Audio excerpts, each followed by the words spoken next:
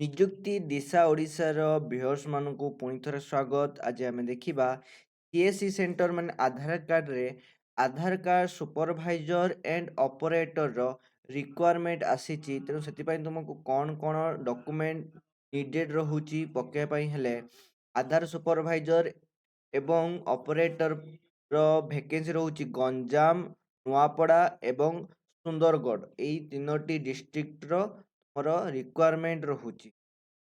ସେଥିପାଇଁ ତୁମକୁ କ'ଣ କରିବାକୁ ପଡ଼ିବ?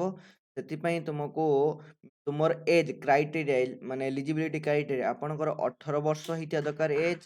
ଆପଣ 12th ବା ସିନିୟର ସେକେଣ୍ଡାରୀ ଏଜୁକେସନ୍ 12th ବା ଇଣ୍ଟରମିଡ଼ିଏଟ୍ ପାସ୍ କରିଥିବା ଦରକାର, କିମ୍ବା ଆପଣଙ୍କର +2 ସହିତ ITI ଥିବା ଦରକାର, ମାନେ 10th ମେଟ୍ରିକୁଲେସନ୍ +2 ଇୟର୍ସ ସହିତ ଆପଣଙ୍କର ITI 2 ଇୟର୍ସ ଥିବା ଦରକାର, ITI ଥିବା ଦରକାର, କିମ୍ବା ଆପଣ ପଲିଟେକ୍ନିକର ଡିପ୍ଲୋମା 3 ବର୍ଷ କରିଥିବା ଦରକାର। ଯଦି ଆପଣ ଏଇଭଳିଆ କୌଣସି କିଛି କରୁଛନ୍ତି ତାହେଲେ ଆପଣ ଏଥିରେ ଏଲିଜିବୁଲ୍ ଅଛନ୍ତି ଆପ୍ଲାଏ କରିପାରିବାର। ଦେନ୍ ଆସିଲା କ'ଣ ଆପଣଙ୍କର, ସେ କହୁଛି ଆଧାର କାର୍ଡ଼ ସୁପରଭାଇଜର ବା ଆଧାର କାର୍ଡ଼ ଅପରେଟର ସାର୍ଟିଫିକେଟ୍ ଆପଣଙ୍କୁ ଇସ୍ୟୁ କରିବାକୁ ପଡ଼ିବ। କିପରି ନା ତଳେ ଦିଆଯାଇଛି, ଯେଉଁ ଲିଙ୍କ୍ ଦିଆଯାଇଛି ତଳେ, ସେଇ ଲିଙ୍କ୍ରେ କ୍ଲିକ୍ କଲେ ଆପଣ ଏହାର ଗୋଟେ ଲଗଇନ୍ ପେଜ୍ ଖୋଲିବ, ଯେଉଁଥିରେ ଆପଣ କ'ଣ କରିବେ ନା ଆପଣଙ୍କର UIDAI ନମ୍ବର, ୟୁଜର ଆଇଡି ଯେଉଁ ନମ୍ବର ଦେଇକି ଆପଣ କ'ଣ କରିପାରିବେ, ଆଇଡି ନମ୍ବର ଏବଂ ପାସୱାର୍ଡ଼ ଦେଇକି ସାଇନ୍ ଇନ୍ କଲେ ଆପଣଙ୍କର ଲଗଇନ୍ ପେଜ୍ ଖୋଲିବ। ଏକ୍ଜାମ୍ ଦେବେ, ଏକ୍ଜାମ୍ ଦେଲେ ଆପଣଙ୍କର ସାର୍ଟିଫିକେଟ୍ ଆସିବ। ଦେନ୍ ସେଇ ସାର୍ଟିଫିକେଟ୍ ନେଇକି ଆଉ ଗୋଟେ ପୋର୍ଟାଲକୁ ଯିବେ। ଆଉ ଗୋଟେ ପୋର୍ଟାଲରେ ସେଥିରେ ଆପଣ କ'ଣ କରିବେ ନା ଆପଣଙ୍କର date of birth, mobile number, email ID, PAN, date of birth, state ଆପଣଙ୍କର କ'ଣ ରହୁଛି।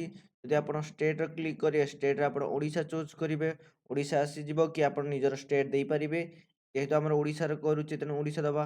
ତେଣୁ ଡିଷ୍ଟ୍ରିକ୍ଟ ଆପଣଙ୍କର ଗଞ୍ଜାମ, ଏସବୁ ଡିଷ୍ଟ୍ରିକ୍ଟ ଆପଣ କୌଣସି ବି ଡିଷ୍ଟ୍ରିକ୍ଟରେ ଆପ୍ଲାଏ କରିପାରିବେ। ଡିଷ୍ଟ୍ରିକ୍ଟ ଦେନ୍ ହାଇଏଷ୍ଟ କ୍ୱାଲିଫିକେସନ୍ କ'ଣ ମାଗୁଛି?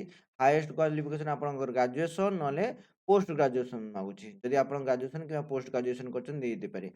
ଦେନ୍ ଏକ୍ସପିରିଏନ୍ସ, ଆପଣଙ୍କର ଏକ୍ସପିରିଏନ୍ସ କେତେ ଇୟର ଏକ୍ସପିରିଏନ୍ସ ଅଛି ତାହା ଦେବେ।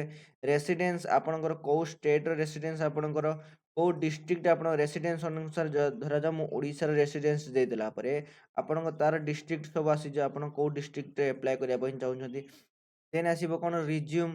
ରିଜ୍ୟୁମ୍ରେ ଆପଣ କ'ଣ କରିବେ ନା ରିଜ୍ୟୁମ୍ରେ ଆପଣ ଆପଣଙ୍କର ମାନେ ଅପଡେଟେଡ୍ ରିଜ୍ୟୁମ୍ଟା ପକାଇବେ। ଦେନ୍ ଆଧାର ସୁପରଭାଇଜର ସାର୍ଟିଫିକେଟ୍, ଦେନ୍ ଆପଣଙ୍କର ଜେଣ୍ଡର ମେଲ୍ କି ଫିମେଲ୍ ଆପଣ ଦେବେ। ଦେନ୍ ଆପଣ କ'ଣ କରିବେ, ଏଇ ଯେଉଁ ତଳେ ଯେଉଁ କ୍ୟାପଚାଟା ଅଛି ସେ କ୍ୟାପଚାଟା ଏଠି ଫିଲ୍ କରିକି ସବମିଟ୍ ମାରିଦେବେ। ଏଇଭଳିଆ ପ୍ରୋସେସ୍ରେ ଆପଣ କ'ଣ କରିପାରିବେ, ଆଧାରର ଯେଉଁ ସୁପରଭାଇଜର ନହେଲେ ଅପରେଟର ଆପଣ ଜବ୍ ଆପ୍ଲାଏ କରିପାରିବେ। ଯଦି ଭିଡ଼ିଓଟି ଭଲ ଲାଗିଛି ତାହେଲେ ଭିଡ଼ିଓଟିକୁ ଲାଇକ୍ କରନ୍ତୁ, ଫ୍ରେଣ୍ଡମାନଙ୍କ ସହିତ ସେୟାର କରନ୍ତୁ, ଏବଂ ଯଦି ଆପଣଙ୍କର କୌଣସି ମତାମତ ଅଛି ତାହେଲେ କମେଣ୍ଟ ବକ୍ସରେ ଆପଣଙ୍କର ଲିଙ୍କ୍ ମିଳିଯିବ, ଏବଂ କମେଣ୍ଟ ବକ୍ସରେ ଆପଣ ବି କମେଣ୍ଟ କରିପାରିବେ। Thank you for watching.